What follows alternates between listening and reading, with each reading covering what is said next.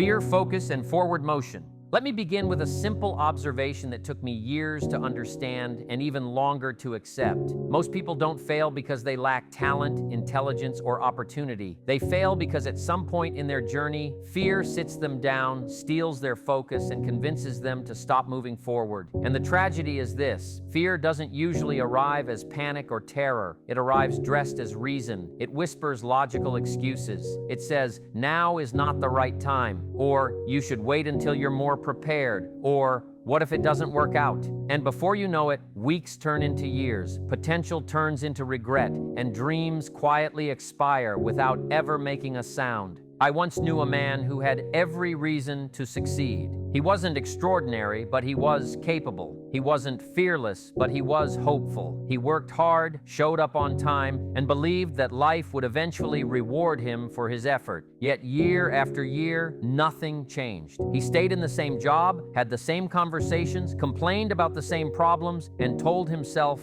the same story. The story was that success belonged to other people with better connections, better luck, better timing. But the truth, which he never wanted to face, was that fear had become his silent business partner. Fear made his decisions. Fear decided what he would try and what he would avoid. Fear determined how high he would aim and how safe he would play it. And fear always collected its share, paid in unrealized potential. You see, fear itself is not the enemy. Fear is natural. Fear is human. Fear is simply a signal that you are standing at the edge of growth. The real enemy is what happens when fear is allowed to dominate your focus. Whatever you focus on expands in your life. When you focus on obstacles, obstacles multiply. When you focus on risk, risk feels overwhelming. When you focus on everything that could go wrong, you lose sight of everything that could go right. Focus is like a magnifying glass, and most people aim it at their doubts instead of their direction. They study their fear until it becomes convincing, persuasive, and paralyzing. I remember a time early in my life when I was struggling financially, emotionally, and mentally. I was working hard, but hard work alone wasn't producing results. I spent my days worrying about bills, comparing myself to others, and questioning whether I was cut out for something better. My focus was locked onto what I didn't have, what I hadn't achieved, and how far behind I felt. And as long as my focus stayed there, forward motion was impossible. You cannot move forward while staring backward, and you cannot build momentum while obsessing over fear. Momentum requires motion, and motion requires a decision to move despite uncertainty. One day, a simple idea changed everything for me.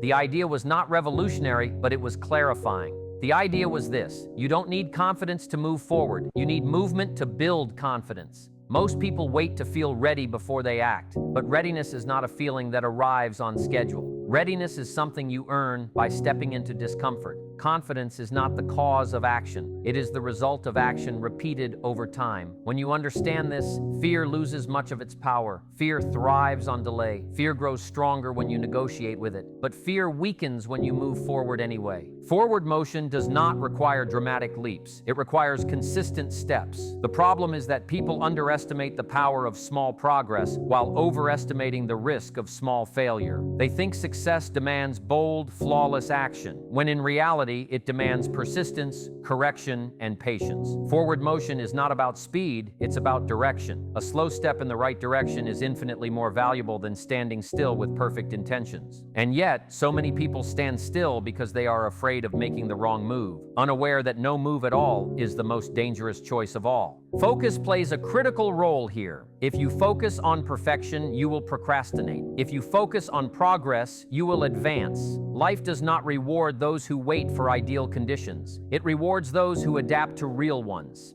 Every successful person you admire once stood exactly where you stand now, uncertain, imperfect, and afraid. The difference is not that they were fearless. The difference is that they refused to let fear decide their future. They chose focus over fear and action over analysis. They understood that clarity often comes after commitment, not before it. There is a strange comfort in staying where you are, even if where you are is uncomfortable. Familiar pain feels safer than unfamiliar possibility. That's why people stay in jobs they hate, relationships that drain them, and habits that hold them back. Fear convinces them that the known struggle is better than the unknown challenge. But growth demands that you leave the familiar behind. Progress requires that you exchange comfort for potential, and potential only reveals itself to those willing to move forward without guarantees. Let me tell you something important about focus. Focus is not about ignoring reality. It is about choosing your primary concern. You can acknowledge your fears without feeding them. You can recognize risk without worshiping it. Focus on what you can control. You can control your effort. You can control your attitude. You can control your consistency. You cannot control outcomes, opinions, or timing, but you don't need to. Forward motion is built on controllable actions repeated daily. When your focus narrows to what you can do today, fear loses its ability to overwhelm you with tomorrow. I've seen people turn their lives around not because they had a breakthrough moment, but because they committed to forward motion when it felt pointless. They showed up when motivation was low. They took action when results were invisible. They trusted the process when progress was slow. And eventually, something remarkable happened. Momentum began to replace hesitation. Clarity replaced confusion. Confidence replaced doubt. Not because life suddenly became easy, but because they became stronger through movement.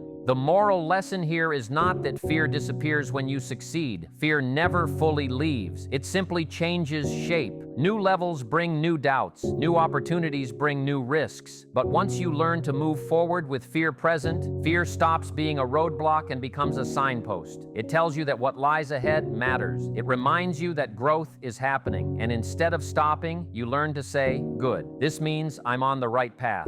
If there is one thing I want you to take from this, it is this understanding. Your life will not change because you think differently one day. It will change because you act differently every day. Fear will always ask you to stop. Focus will always ask you to choose. Forward motion will always ask you to begin again. The people who win in life are not the ones who never get afraid. They are the ones who keep moving forward, adjusting their focus, and refusing to let fear write the final chapter of their story. So when fear shows up, don't argue with it. Don't wait for it to leave. Shift your focus to the next step and take it. Forward motion, no matter how small, is the antidote to fear. And if you stay focused long enough and move forward often enough, one day you'll look back and realize that the thing you were once afraid of was the very thing that shaped your strength, your character, and your success. That is the moral of the story. Fear is inevitable. Focus is a choice. Forward motion is a discipline. And when you master all three, you don't just change your circumstances, you change who you become.